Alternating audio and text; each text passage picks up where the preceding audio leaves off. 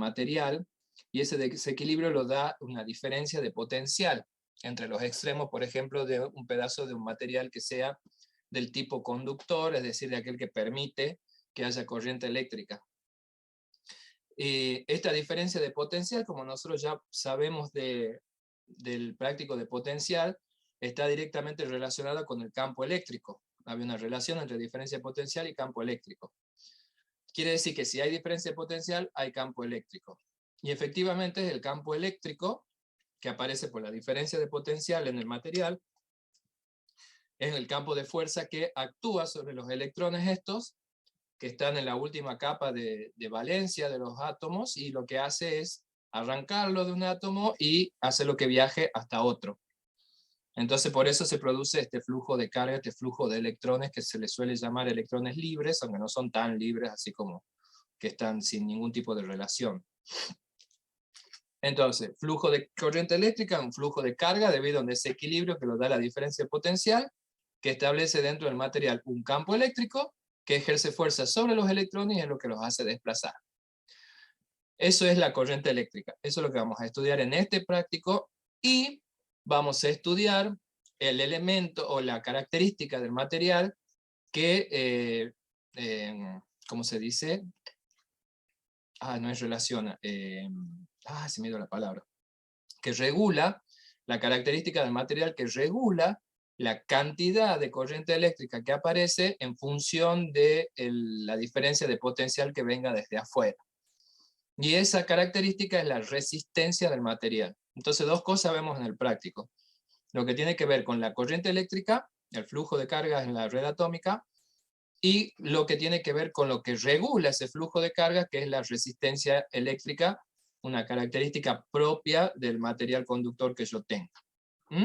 Así que eso vamos a abordar en nuestro practiquito número 6. Ya nos ponemos a trabajar en eso. Y ahí vamos a ir repasando si hace falta ecuaciones y estas cosas que tienen que ver. Entonces, movimiento de cargas, por eso esto ya es electrocinética. Antes era electrostática, no sé si se acuerdan, o veíamos la fuerza entre las cargas, el campo eléctrico, el potencial, bueno, toda esa historia. Trabajábamos solo con las cargas fijas, y ahora no, ahora las carguitas se van a empezar a mover.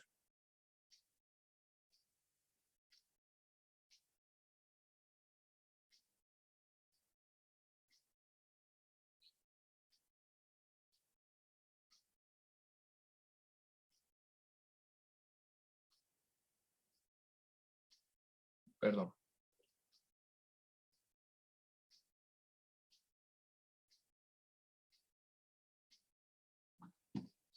Bueno, entonces tenemos el punto A del problema 1, que es justamente esto. Vamos a ver atacando este flujo de carga que es la corriente eléctrica, pero con su definición macroscópica, es decir, cuando yo defino cómo conocer esta corriente eléctrica en función de lo macro, de lo grande, de lo que veo desde afuera.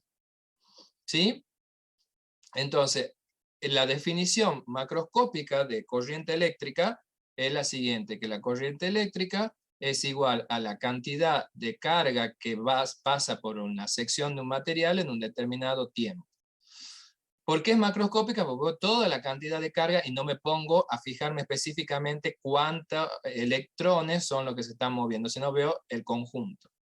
Entonces, para poder descubrir cuántos electrones son, en este problema nos dice que tengo una corriente de 20 amperes y quiero saber por cada segundo cuántos electrones pasan. ¿Sí? Entonces, para poder contestar eso, primero vamos a averiguar cuánto es la carga total que pasa, usando esta ecuación, que va a ser corriente por tiempo. Tengo 20 amperes y quiero un segundo, saber por segundo, obviamente son 20 coulombs. ¿Sí? Recordemos que hemos dicho que el ampere, la corriente se medía en amperes, que era igual a coulomb sobre segundo, que se ve de acá clarito porque es coulomb por segundo. Bueno, pero esa es la corriente, entonces yo quiero saber cuántos electrones son, tomo la corriente total que está pasando y lo divido en la carguita de un solo electrón, y entonces ahí voy a obtener el número de electrones que está pasando, si lo hacen a esto, por ese conductor por cada segundo.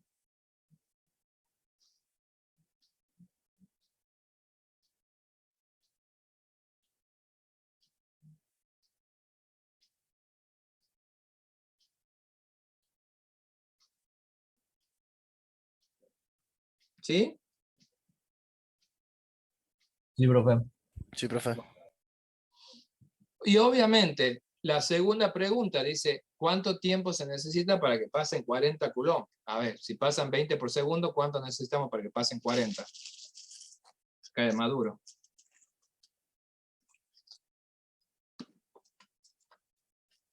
¿Cuánto se necesita? ¿Cómo, profe?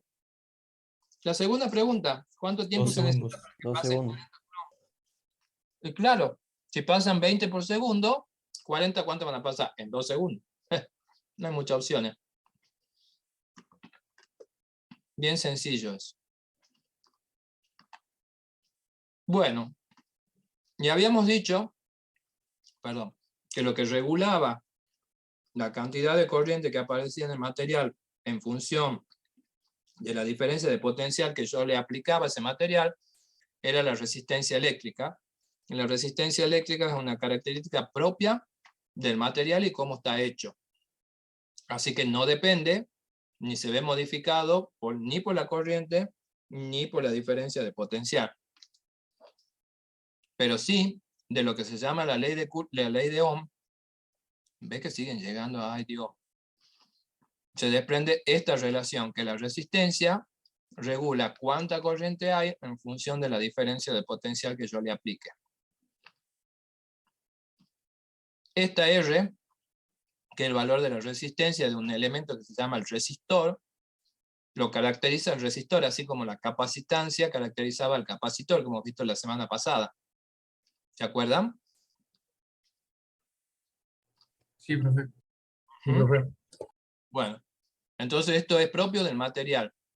Y lo que hace es regular la relación entre estas dos cosas, pero ninguna de estas dos cosas cambia el valor de la resistencia. A lo sumo lo puedo quemar, si le pongo una diferencia de potencial muy grande, nada más. Entonces, la segunda parte, el punto B de este problema, dice cuánta corriente pasa por un foco al que le aplico 220 voltios y tiene una resistencia de 240 ohms. ¿Por qué? ¿De dónde sale eso? Porque la unidad en la que se mide resistencia eléctrica se llama ohm, en honor a George Ohm. Y el ohm representa dos unidades que son el voltio y el ampere. De ahí sale. Entonces acá dice que yo le aplico 220 voltios a un foco, que es un resistor que tiene una resistencia de 240 ohms. Y ahí me va a dar cuánta corriente está pasando por ese foco en ese momento.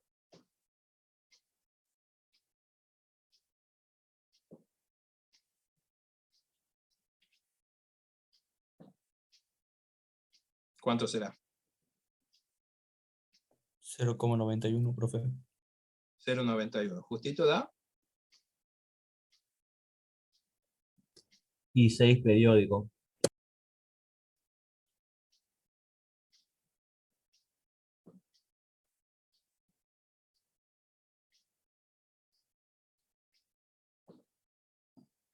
Otro más que aparece.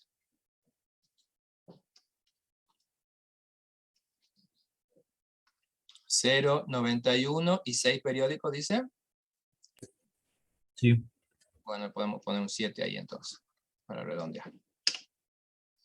Entonces, esa corriente aparece a través del resistor cuando le aplico la diferencia potencial de 220. Y la cantidad esa está regulada por la resistencia. Si la resistencia fuera más grande, la corriente que aparecería sería más chica. Y si la resistencia fuera más chica, la corriente que aparecería sería más grande.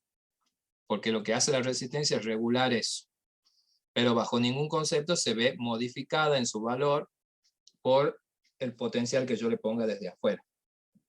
Eso tiene que quedarles claro. ¿Sí?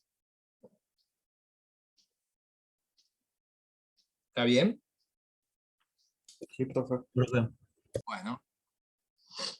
Y entonces, ¿de qué depende la resistencia? Bueno, la resistencia depende de cómo está hecho es el resistor. Entonces, básicamente, los resistores comunes y corriente, que no sé si han visto alguna vez uno, a ver, ya les muestro. ¿Han visto alguna vez un resistor? O resistencia, que también le dicen. No, Sí, vamos a profe. hacer. Sí, profe, en el laboratorio de física. Ah, bueno. Tienen de esta forma, digamos, los comerciales.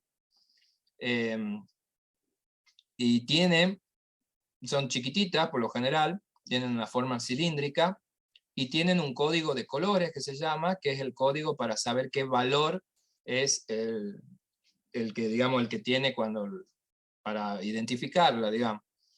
Y ese código de colores, que es para todos, digamos, todas las resistencias, se aplica lo mismo.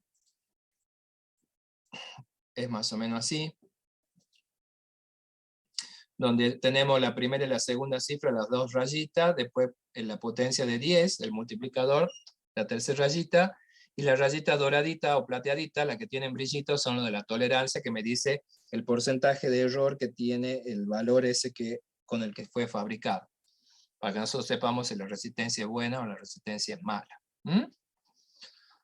Entonces, bueno, ustedes ven la forma que tiene es una forma cilíndrica por lo general, por eso la resistencia eléctrica se suele calcular su valor utilizando esta relación. La resistividad, que es una característica como la densidad, por ejemplo, del material, algo que viene ya medido en tablas, depende del largo del material y depende de la sección, porque acuérdense que tienen una formita cilíndrica, ¿sí? De esos tres elementos, sí depende el valor de la resistencia que va a tener el resistor que yo arme. Entonces, usando esta relación, vamos a resolver el problema 2, donde dice que hay un alambre de 6 ohm que se estira de manera que su nueva longitud es 3 veces mayor que la longitud original. Que nosotros digamos cuál es la resistencia del alambre estirado. ¿Qué les parece a ustedes?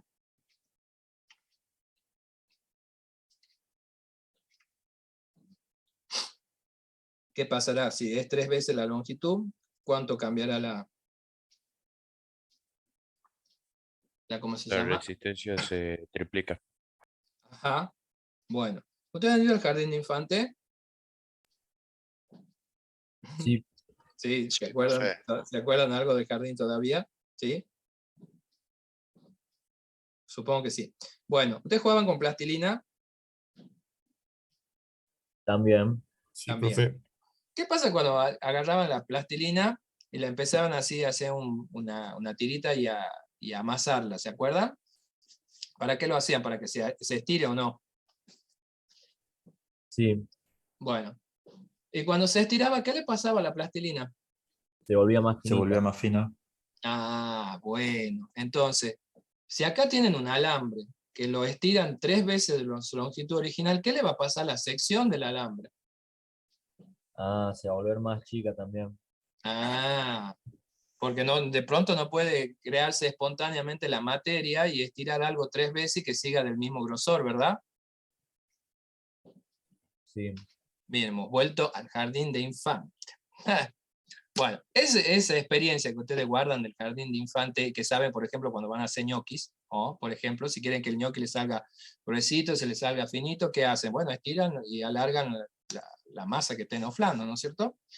Eso es parte de su inteligencia física. Ustedes saben que las cosas, si yo tengo un determinado material y lo estiro, se va a afinar, ¿sí?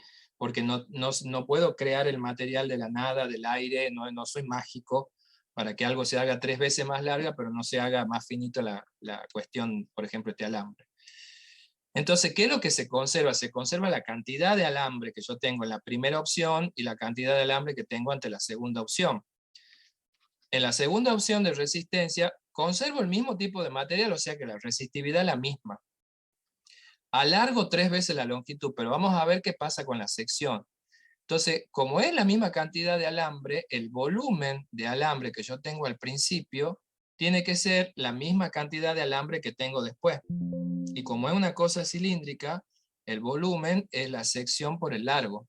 Es el volumen de un cilindro, no sé si se recuerda. Por lo tanto, la sección nueva cuando esté estirado, fíjense que es la tercera parte de la que tenía yo originalmente.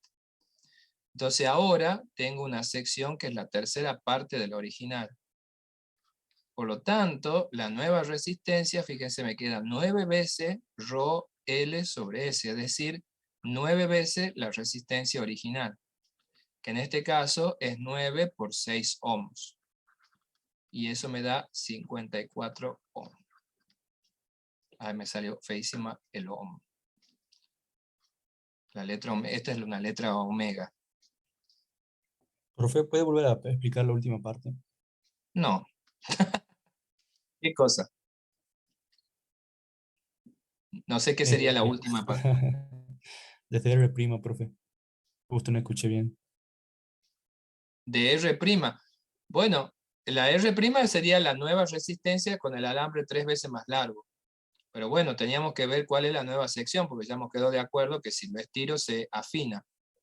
Entonces, como la cantidad de material sigue siendo la misma, su volumen original tiene que ser el mismo volumen que tenga estirado. Entonces ahí hice la relación para saber cuánto era la sección nueva cuando esté estirado. Y de ahí lo reemplacé para saber cuánto es la otra. ¿Sí? Sí, profe. ¿Más claro ahí? Sí, profe, muchas gracias. Bueno.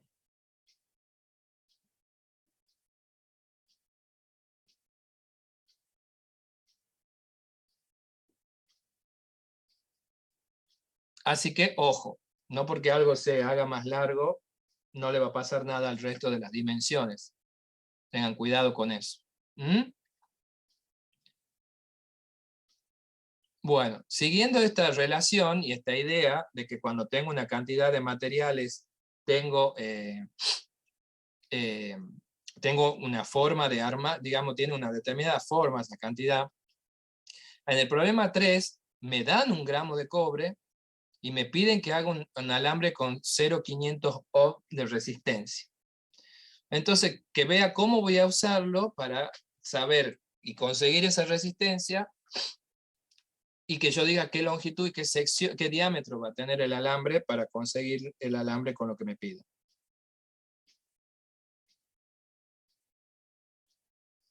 ¿Sí? Sí, profe. Bueno, Profe, entonces, vamos de vuelta a nuestra ecuación para armar la resistencia, el resistor, que va a ser Rho L sobre S. Lo que conozco es la resistencia, y el Rho, bueno, el Rho lo puedo averiguar de cualquier libro cuánto es. Eso no sería una incógnita. Pero también tengo la masa, ¿sí? La masa de el cobre. Entonces, ¿qué relación tendrá la masa con la longitud y la sección con la que terminará armado el alambre este? ¿Habrá algo que relacione la masa con las dimensiones? ¿Se acuerdan algo ustedes de que relaciona esas cosas?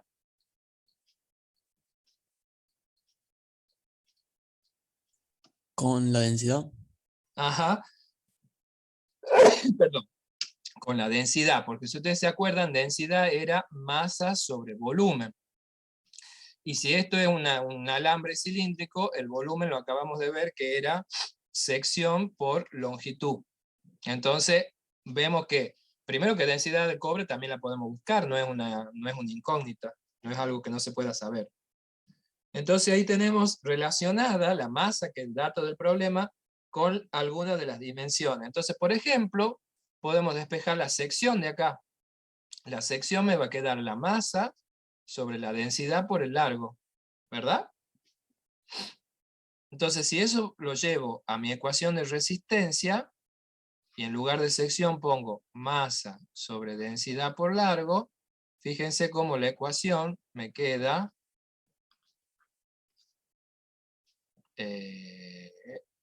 así.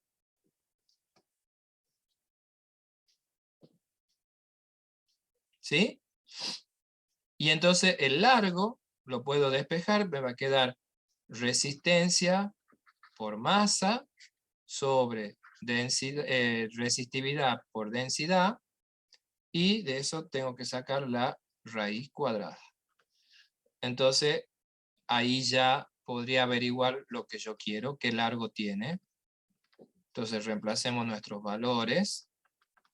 A los gramos los paso a kilo, obviamente. Y buscamos en un libro la resistividad del cobre. La resistividad del cobre es 1,70 por 10 a la menos 8 ohms por metro. En eso se mide. Y la densidad del cobre es 8,92 por 10 a la 3 kilos sobre metro cúbico. Bueno, y de todo esto hay que sacar la raíz cuadrada. Ahí me queda amontonado. Ahí. Profe, Sí, disculpe, ¿el 1,70 qué representaría? El la, 1,70. la resistividad. Ah, bien, gracias.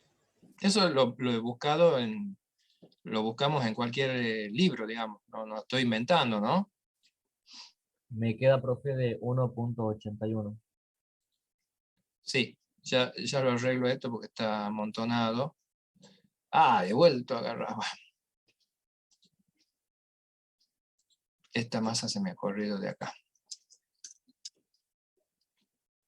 Esta va más acá. Y acá va un medio. Sí, 1,81. El alambrecito podría tener 1,81 m. Entonces, con 1,81 m, ahora vamos a averiguar qué diámetro va a tener ese alambre, si tiene ese largo, para que siga conservando 1 gramo de cobre. Entonces, vamos de vuelta a nuestra relación para la sección que habíamos sacado, que sección era masa sobre densidad por largo, y no nos olvidemos que si es cilíndrico, la sección se puede escribir como pi por diámetro al cuadrado sobre 4. ¿Por qué lo escribo así? Porque me pide el diámetro el problema. ¿Sí? Eso es lo que me pide que calcule el diámetro, no la sección. Entonces despejo el diámetro de acá, me va a quedar 4 veces la masa sobre la densidad por el largo por pi, y ahí la raíz cuadrada. Bueno, la masa la tenemos, la densidad la tenemos, largo tenemos. A ver, ¿cuánto daría el diámetro con los datos? No los escribo todos porque ustedes ya los conocen. Están ahí de datos, digamos.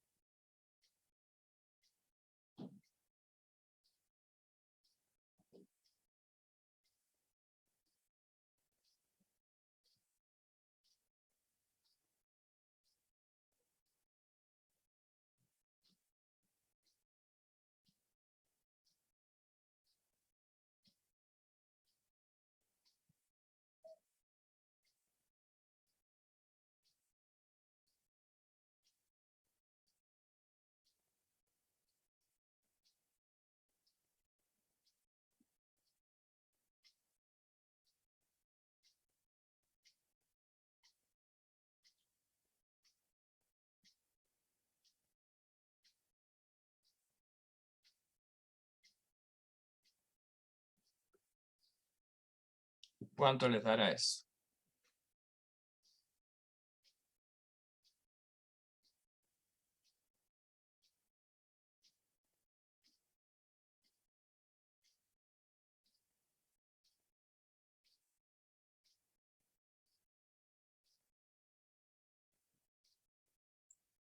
A mí me dio 0,078, profe.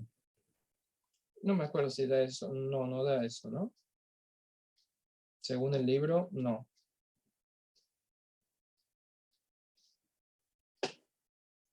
A no ser que yo haya puesto algo mal, pero me parece que no.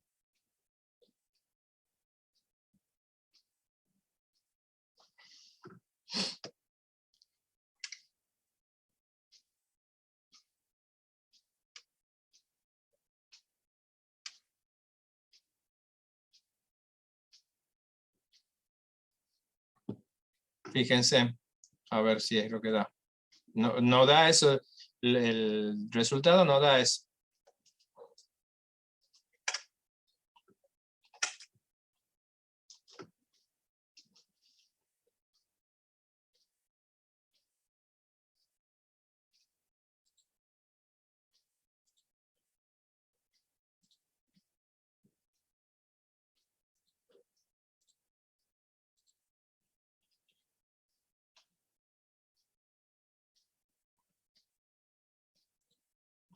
¿Qué opina el resto? No hay nadie más en clase hoy.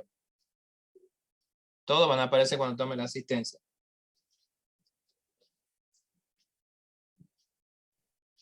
38 ahí. ¿Cuánto? A ver. No, que me daba un resultado parecido al de mi compañero, pero creo que lo hice mal. No da ese resultado, chicos. Profe, ¿puede subir así veo la densidad? La densidad 892 por 10 a la 3. Acá me falta un puntito. Por las dudas. Ahí.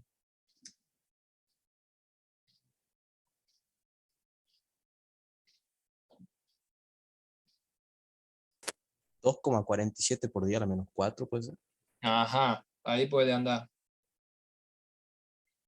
2,47 por 10 a la menos 4 metros, por supuesto, ¿no? En realidad debería dar cerca de 2,80, pero bueno, no sé, si les da eso, no está lejos del resultado.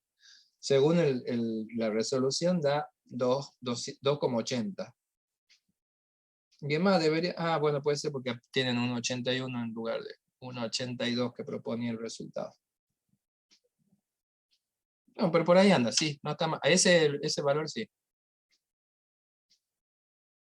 Y bueno, obviamente, si tiene un largo ya determinado, no puede ser cualquier diámetro. Tenemos que obtener el diámetro que corresponde siguiendo la lógica de la plastilina, ¿sí?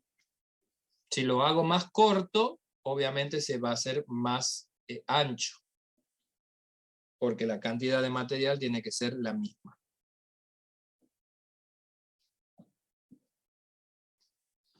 ¿Sí? Sí, profe. Bueno. Bueno, si ustedes ven algo que no entienden, me lo dicen. Si lo mismo nosotros seguimos avanzando, ¿no? De paso les aviso, hay un aviso parroquial, como se dice. Hoy recién nos acaban de mandar ya la resolución de que a partir del 30 de mayo, en teoría, se vuelve a la presencialidad. Capaz que ustedes ya lo sabían, suelen enterarse antes que nosotros, pero ahora está la resolución oficial. Lo mismo, ese retorno está condicionado en cada comisión de acuerdo a la cantidad de alumnos, cómo van a hacer, porque si somos muchos alumnos para un aula, nos piden que hagamos las dos cosas, digamos, híbridas entre la clase o presencial y la clase virtual. Así que ya le vamos a estar informando cómo vamos a manejarnos nosotros con la comisión de ustedes, porque eso es con cada comisión hay que ver, ¿sí?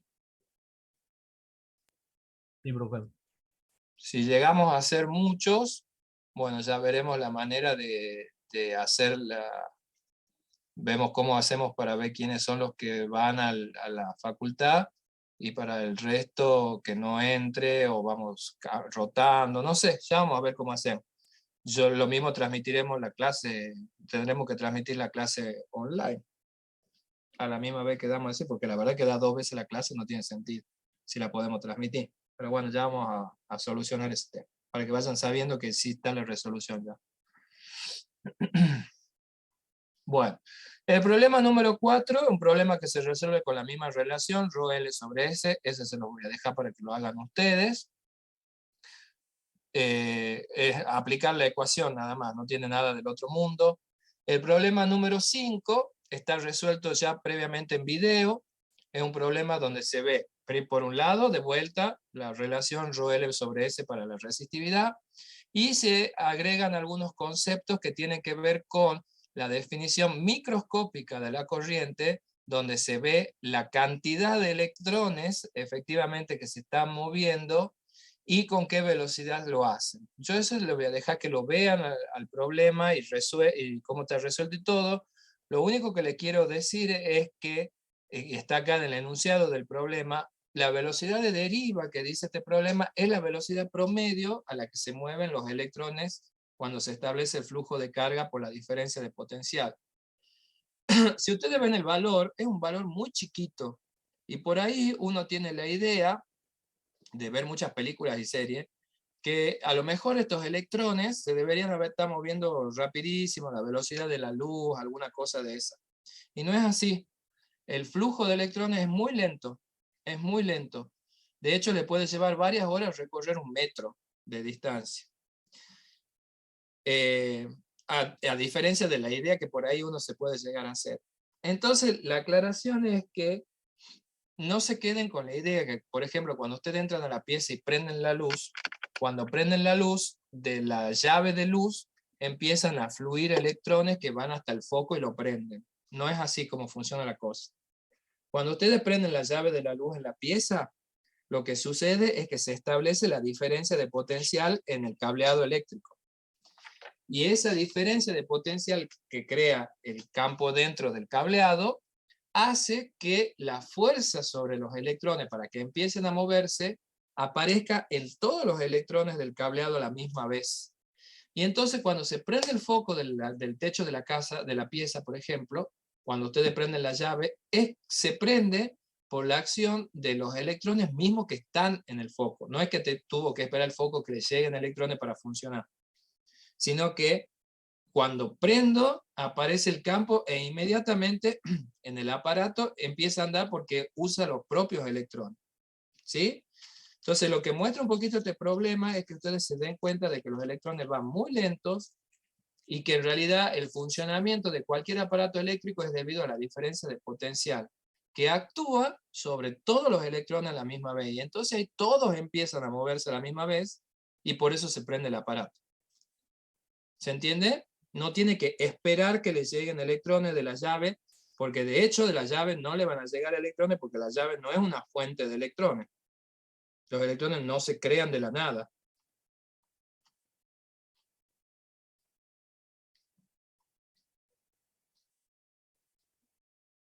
¿Sí? Sí, profe. Bueno. Eso es lo que plantea un poquito el problema. No sé si lo plantea, pero yo se los aclaro, digamos, para que... No me acuerdo en la resolución, creo que la hice yo, pero no me acuerdo si lo digo esto. Creo que sí. Si no, se los digo allá de vuelta. Y el problema 6, que también está hecho en el video, lo que muestra, y lo que quiere mostrar el problema 6, es que las fuentes que me proporcionan esta diferencia de potencial constante para que ande el aparato, en realidad, cuando están apagadas, tienen una cantidad de diferencia de potencial que podrían otorgar. Pero cuando andan las fuentes, la batería, sucede que la misma construcción de la batería hace que haya una resistencia interna, es decir, los mismos elementos, los cables, las conexiones, lo que yo use para armar el aparato de la batería de la fuente, tienen resistencia. Entonces, si bien el aparato podría darme una diferencia de potencial determinada que se llama FEM, cuando lo prendo me da un poco menos y me da un voltaje diferente del que podría ser o el que yo tengo calculado que me debería dar.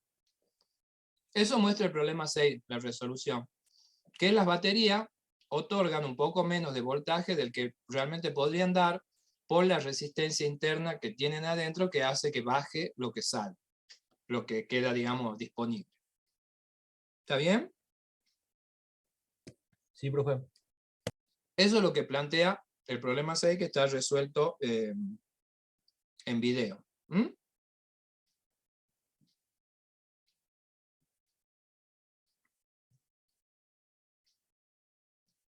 Dos segundos.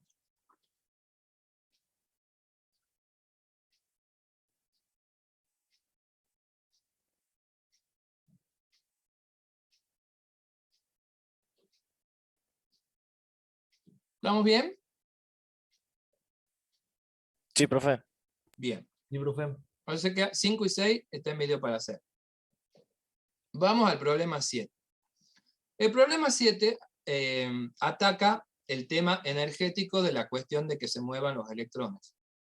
Obviamente, si hay un flujo de electrones, ese flujo es debido a la diferencia de potencial. Y lo que va a hacer es que, como los hace mover, efectivamente los hace mover a los electrones adquieren energía. ¿Sí?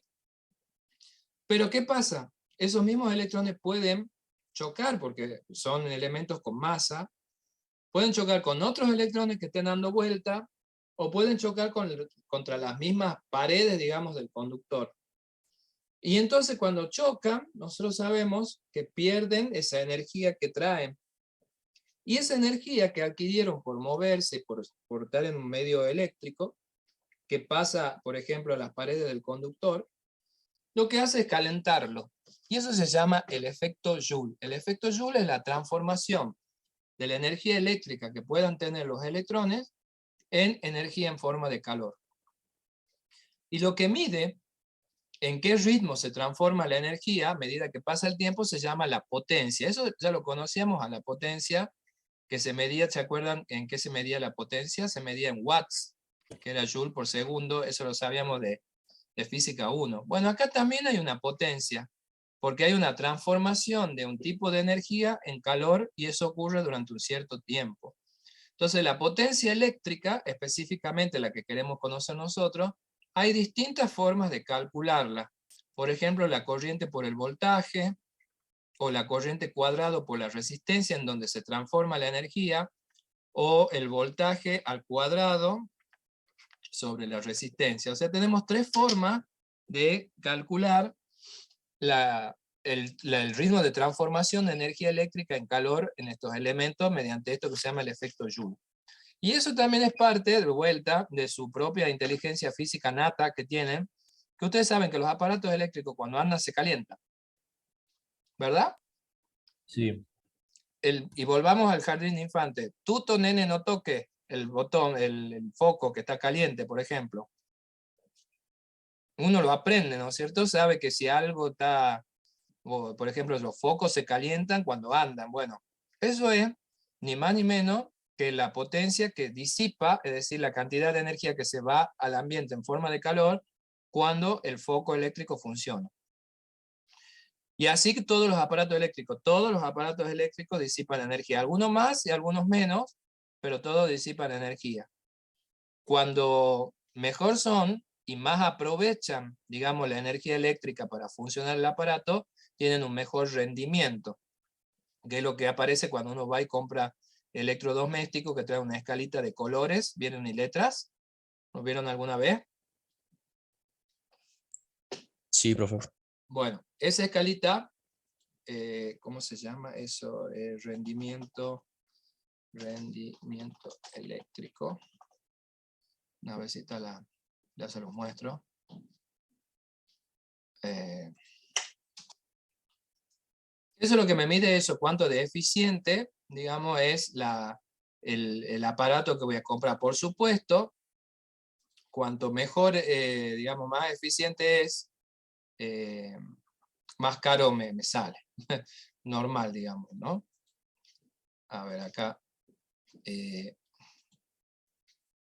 Copiar. Ya que estamos, se los copio acá.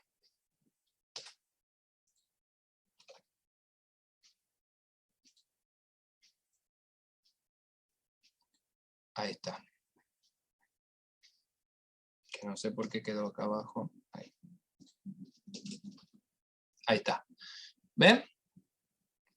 Entonces ahí les dice, cuando ustedes se fijan en el colorcito o la letra, cuando van y compran, van a saber qué bueno es el aparato o no. Quiere decir que cuanto más eficiente es, mejor van a aprovechar la energía eléctrica que ustedes consumen en la casa, y entonces va a servir mejor. Por eso es más caro, generalmente, lo que tiene más eficiencia. ¿Sí? ¿Está bien? ¿Qué es que sea más eficiente o sea menos eficiente? Que la potencia, o sea, la transformación de energía eléctrica en calor sea mejor o sea peor. O sea, mientras menos la potencia disipada, mejor es el aparato. ¿Sí? Sí, profe. Perfecto.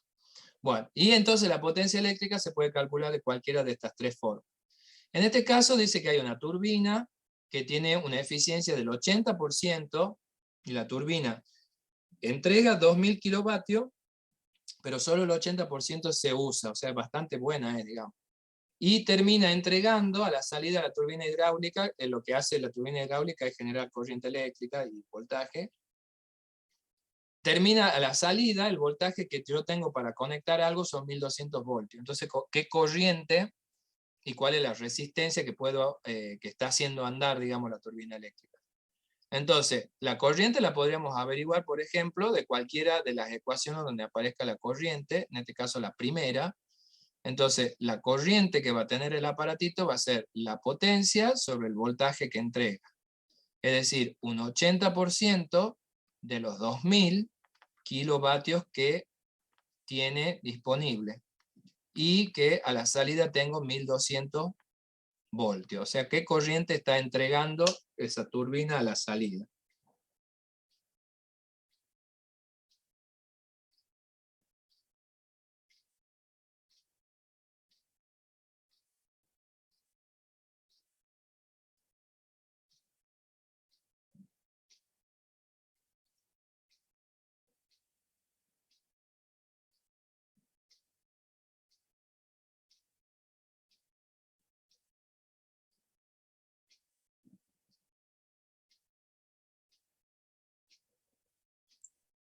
¿1333 puede ser, profe? Puede ser, sí, creo que sale eso. Sí, a mí me da lo Mil- mismo. Bueno, 1333 amperes sale. Y bueno, entonces si está saliendo 1333 y 1200 voltios, a ver qué resistencia está haciendo funcionar.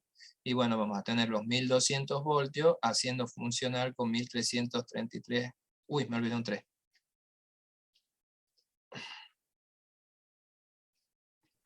Acá me falta 3 amperes. ¿Qué resistencia es la que está haciendo andar ahí? 0,900. 0,900. Bueno.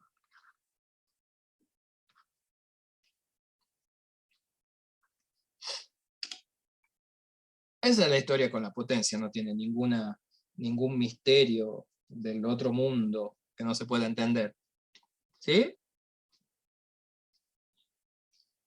Y de hecho, este tema de la potencia está desarrollado, que es un problema muy sencillo en el 8, que también está hecho en video.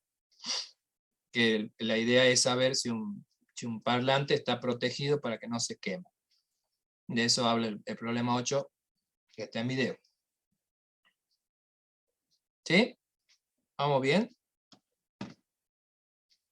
Sí, profe. Sí, profe. Sí, profe. Bueno. De ahí pasamos al 9, entonces. El 9 también es de potencia y habla de una estufa, ¿sí? De una estufa de cuarzo. ¿Conocen las estufas de cuarzo, no es cierto? Tienen alguna en la casa, seguramente. Las estufas de cuarzo están hechas de velas de cuarzo que tienen más o menos esta forma. A ver. Ahí. ¿Sí? Bueno, ¿qué es esto? En realidad, el cuarzo lo que rodea, que ya no sé si es cuarzo natural ya, pero bueno, o algún elemento que haga las veces. El cuarzo lo que rodea es un alambre que va por adentro. ¿Está bien? ¿Sabían? Si alguna vez se les ha roto una estufa de cuarzo, ay, a ver, esperen. Estoy tratando de copiarla la foto. Va. Se me pega la foto. Ahí está. Si alguna vez se les ha roto la vela de cuarzo de la casa, de la estufa, habrán visto que por adentro tiene un alambre. Ese alambre, cuando le circula la corriente, ¿qué es lo que le pasa? Se calienta por el efecto Joule este que estábamos hablando. A ver, ahí está. Por el efecto Joule se calienta. Y lo que hace el cuarzo que lo rodea es ayudarlo a disiparlo con más efectividad al ambiente, primero para que se caliente el ambiente, y segundo, para que el alambre que va por adentro no se corte. ¿Sí? Porque si no llega a disipar bien la energía, se puede llegar a cortar, se puede llegar a quemar. Entonces, para eso está el cuarzo, para eso sirve. Lo protege, evita que se rumbre, porque cuando se calienta mucho se rumbra, evita que se corte, ¿sí? Y entonces esa es la función de la famosa vela de las estufas de cuarzo. ¿Está bien? ¿Se entiende, no es cierto? Supongo profe. que alguna vez han visto una estufa de cuarzo, no estoy hablando de nada del otro mundo. Justamente un problema de una cosa que conocen todos. Bueno, y entonces acá lo que nos piden es cuál es la longitud de un alambre para que la potencia disipada sea 800 voltios. Entonces la longitud ya sabemos que está escondida en la resistencia. Y acá me dan la fuente que voy a usar. Entonces, si uso esta ecuación de la potencia, y recuerdo yo lo que ya veníamos viendo, que resistencia era ρ L sobre S, podemos directamente de acá despejar la longitud que va a tener el alambre, que va a ser delta B cuadrado, la sección esta pasa para arriba, y abajo me ha quedado el ρ y la potencia. Y son todos datos que están en el problema, porque dice que son 115 voltios, tenemos la sección en metros cuadrados que hay que pasarlo, en milímetros cuadrados que hay que pasarlo a metros cuadrados, tenemos la resistividad, tenemos la potencia que queremos, o sea, están todos los datos, simplemente es reemplazar y sacar el resultado. Profe, Sí, esa sería la fórmula de la resistencia, ¿verdad? No de la potencia. no, esto es la potencia, delta B cuadrado sobre R es la potencia.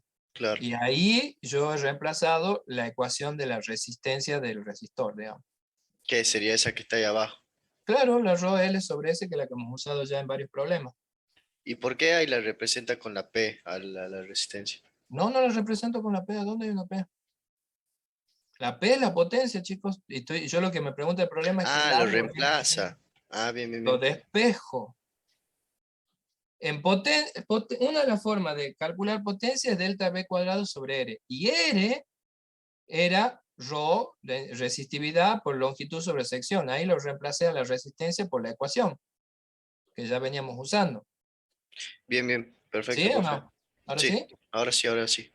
Y después despejé la longitud, que es lo que me pregunta, qué largo tiene que tener el cable para que le pase todo eso. ¿Ahora sí? Sí, profe, gracias. Buenísimo. Bueno, les dejo que lo reemplacen y saquen el resultado, lo tienen en el enunciado, así que nada, le va a salir una soncerita eso hacer. Y por último, de todas formas este práctico es bastante tranqui. Después vamos a ponernos a hacer la parte de circuito, eso es un poquito más elevado. Y el problema 10 es para pensar. El problema 10 es que tenemos una varilla con dos materiales y esos materiales tienen largos distintos. La pregunta es, ¿qué resistencia habrá entre un extremo y el otro de la varilla? ¿Cómo se les ocurre a ustedes que podíamos sacar esa resistencia entre un punto y el otro? Si son dos elementos que están a continuación. Piensen esto, imagínense que fuera un camino por el que tengo que caminar yo, o ustedes. La primera parte del camino tiene el suelo de arena, que caminar en arena no es tan fácil como caminar en suelo firme, ¿no es cierto? Entonces van a caminar una primera parte en arena y se cansarán, obviamente, nos cansaremos. Y después tiene una segunda parte del camino donde es barro. Y bueno, caminar en barro también es más complicado, ¿no es cierto? Entonces, hacer todo este camino, ¿qué será finalmente? Bueno, tendré el cansancio primero de la arena y encima con ese cansancio tengo que pasar por el barro. O sea que al final terminaré, no el doble, pero cansado más que si hubiera ido por uno solo, ¿no es cierto?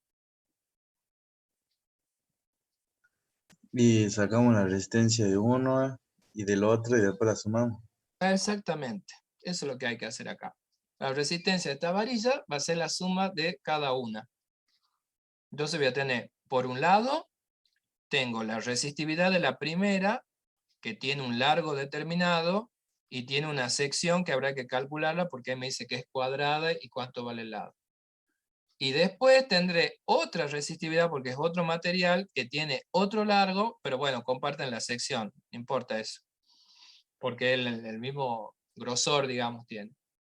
Y así sacaré cuánto es la resistencia total de este pedacito de esta barra. Que esto nos sirve de entrada, digamos, para lo próximo que vamos a ver, que es cómo se conectan los resistores en un circuito, y ahí nos vamos a tener que remitir a lo que ya hemos visto de cómo se conectaban los capacitores en un circuito. O sea, los resistores vamos a ver que también se pueden conectar en serie y en paralelo, porque no hay otra opción. Son las dos formas de poner los cables, no hay muchas vueltas que darle. O sea, ahí sería como dos resistencias en serie. Exactamente. Y ya nos va dando la pista de que si las resistencias están en serie, las tenemos que sumar directamente. Que no era lo que pasaba con los capacitores. ¿Se acuerdan que los capacitores cuando estaban en serie había que sumar primero la inversa? ¿Se acuerdan?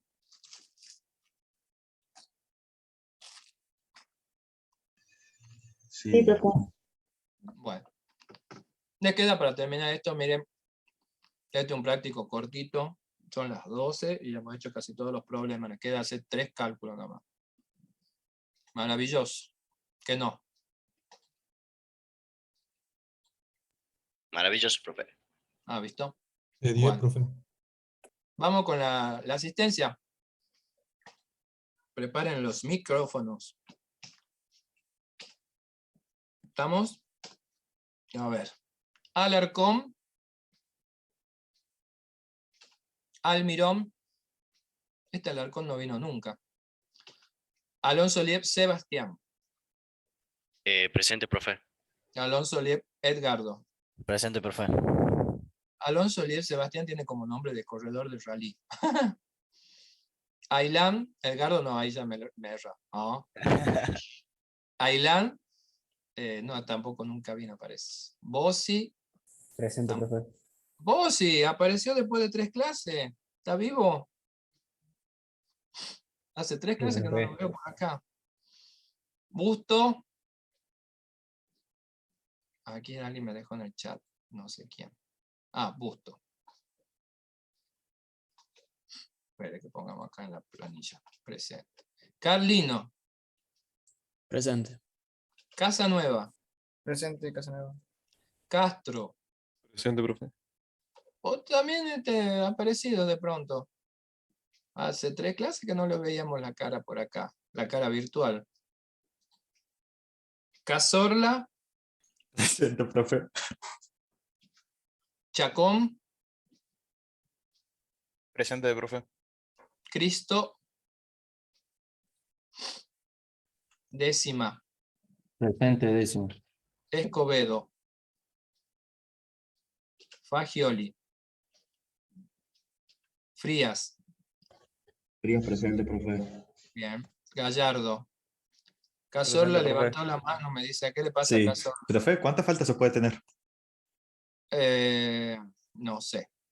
Y si ahora Uh. volvemos a la presencialidad, ojo, ¿eh? ¿Y usted quiere presencial? No, no es que quiera, es para todo. Él le da la resolución. ¿Pero a usted le gusta? La verdad que por ahí es más cómodo, sí. Para ver la cara de huevo frito. Sí, es que por ahí para ustedes también es una comodidad estar de la casa, no lo vamos a negar. Pero a veces estar en forma presencial es como que los tiene más despiertos. Si no, a veces uno se tiende, se tira en la cama y está ahí mirando o escuchando. Y ni en realidad no está escuchando, ¿sí? Seamos sinceros, cuando uno está muy cómodo y relajado no le presta tanta atención. Pero bueno, son las órdenes. García, Cristian. Presente, profe. García Pío Besam. Presente, profe. Gómez Omil. Gramajo. Holgado. Presente, profe. Humarán. Presente, no me puso. Juárez. Couri. Lavalle. Bien. Lloveta. Presente, profe. López Asís. Presente. López Barros. Presente, profe. Morales Soria. Presente. Moril. Presente, profe. Nanterne. Orellana. Presente, profe. Paez. Palacios. Palacios Illanes. Presente, profe. Pérez Ale. Pulido. Presente, profe. Cuerci. Presente, Quinteros. Cuerci. Presente. Quedarse, profe, sí, presente. Y Quintero. También acá estoy. Bien. Rivero. Rocabado. Presente. Rodríguez Lucas. Rodríguez Micael. Zarco. Presente, profe. Scacchi. Presente, profe. Vega. Presente, profe. Vendrell. Presente, profe. Villagra. Presente, profe. Villarreal. Presente, profe. Wagnerman. Presente, profe.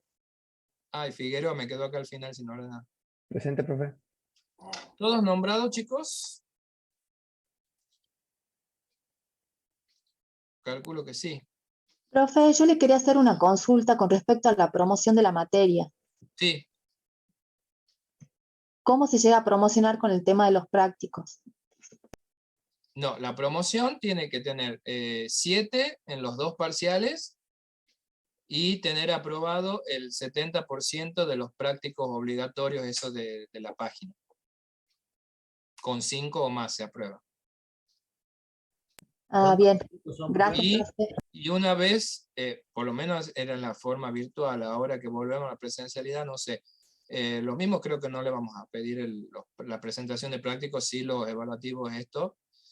Y lo que era hasta el año pasado, que los que cumplían todo eso hacían una pequeña entrevista con el profesor de la materia para hacer un par de preguntas así tipo conceptuales. No sé cómo se reacomodará eso, pero sí tienen que tener 7 en los parciales y los evaluativos aprobados, el 70% de los evaluativos. Es que de hecho, para rendir los parciales tienen que tener el 70% de los evaluativos aprobados, o sea que ya es una condición previa. Ah, bien. Muchas gracias, profe. No de nada. Profe, ¿cuántos trabajos prácticos son? Y todo eso va dependiendo de la cantidad de clases que lleguemos a tener, pero más o menos son 20, Ah, bien, bien. más o menos. A veces son un poco más, pero depende también que no toque feriado o esas cosas. O sea que si tenemos hasta ahora varios desaprobados, todavía tenemos chance de remontarla, digamos, si que son más o menos 20. Sí, Ah, bien, bien. sí, sí. No, Todavía no se se puede. no se tiren abajo por el evaluativo obligatorio todavía. No, Humarán, todavía no hay fecha, pero es antes de las vacaciones de julio. 1 o 2 semanas antes de las vacaciones, no más que eso. Es la Igual fecha se que pueden prevé. recuperar los evaluativos, ¿no? Había la opción, sí. Por lo menos los años anteriores, sí, y calculo que también habrá este año. Bueno, ¿estamos ahí? Sí, profe. Bueno, Sí, listo. profe. Nos vemos. Nos Nos vemos. vemos el otro viernes. Feliz 25 de mayo, viva la patria. Hasta luego, profesor. Consulta. profe. Sí, ¿quién Ah, dijo? profe. Yo tengo una duda con el tema del laboratorio de física. El laboratorio de física no lo manejamos nosotros, no sé si lo dije acá el otro fin de semana, en la semana pasada. Lo tiene que tener aprobado para estar aprobado en la materia física. Sí, pero no sabe si ya empezaron las clases de laboratorio de física. Y se Sí, supone ya que empezaron. se supone Sí, que se les tenés empezaron que las haber clases. invitado. Sí, yo algo escuché que habían tenido laboratorio, pero supongo que eso les mandan, les han avisado por el mail de la facultad, por algún lado, lo tienen que Sí, haber profe, visto. por Teams. Bueno, sí, por algún lado Ah, seguro que le han hecho. no tenía tiempo, por eso no sabía. Bueno, póngase Ah. el día ahí con lo. Ah, ya. Pregunté